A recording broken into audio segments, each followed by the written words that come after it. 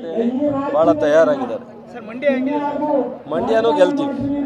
ಬಹುಶಃ ಹಾಸನ ಮಂಡ್ಯ ಎರಡೂ ನಿಮ್ಗೆ ಯಾರಿಗೂ ಗೊತ್ತಿಲ್ಲದೆ ಇರೋ ಥರ ಶಾಕ್ ನ್ಯೂಸು ಜನತಾದಳಕ್ಕೆ BJPಗೆ ಸಿಗುತ್ತೆ. ಈಗ ಮಂಡ್ಯದಲ್ಲಿ ಯಾವತ್ತೂ ಸಹ ಈ ಥರದ ಚುನಾವಣೆ ಆಗಿಲ್ಲ. ಇವತ್ತು ಭಾಳ ಜನ ಗಂಭೀರವಾದಂಥ ಚುನಾವಣೆನ ಎದುರಿಸ್ತಾ ಇದ್ದಾರೆ. ಕುಮಾರಸ್ವಾಮಿಯವರು ಯಾಕೆ ಬಂದರು ಏನು ಅಂತ ಯಾರಿಗೂ ಗೊತ್ತಿಲ್ಲ. ಬಟ್ ಮಂಡ್ಯ ಜಿಲ್ಲೆ ಚುನಾವಣೆ ಸ್ಥಳೀಕರಿಗೆ ಅವಕಾಶ ಕೊಡೋದಕ್ಕೆ ಜನ ತೀರ್ಮಾನ ತಗೊಂಡಿದ್ದಾರೆ.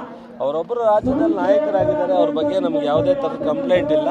ಇಲ್ಲಿಗೆ ಬರೋವಂಥ ಅವಶ್ಯಕತೆ ಇರಲಿಲ್ಲ. ಹಾಗಾಗಿ ಮಂಡ್ಯದಲ್ಲಿ ನಮ್ಮ ವೆಂಕಟರಮಣೇಗೌಡರು ಸ್ಟಾರ್ ಚಂದ್ರು ಅವ್ರನ್ನ ಇಲ್ಲಿ ಹೇಗೆ ಶ್ರೇಯಸ್ ಪಟೇಲ್ನ ಗೆಲ್ಲಿಸಬೇಕು ಅಂತ ಜನ ಉತ್ಸಾಹ ಇದೆಯೋ ಅದೇ ಥರ ಮಂಡ್ಯದಲ್ಲೂ ಇದೆ. ಆಯಿತು, ಮಂತ್ರಿಯಾಗಿ ಏನು ಮಾಡೋಕ್ಕಾದದು? ನಾವಿಲ್ವಾ ರಾಜ್ಯದಲ್ಲಿ? ಮಂತ್ರಿ ಆದರೆ ನಮ್ಮ ಹತ್ರನೇ ಜೊತೆಲಿ ಇರಬೇಕಾಗತ್ತೆ. ಈಗ ನಮ್ಮ ಹುಬ್ಳಿಯ ಪ್ರಹ್ಲಾದ್ ಜೋಶಿಯವರು ಅವ್ರಿಗಿಂತ ಪ್ರಭಾವಿ ಮಂತ್ರಿ ಹಾಕಾದ ಏನು ಮಾಡ್ತಾವ್ರೆ ರಾಜ್ಯದಲ್ಲಿ?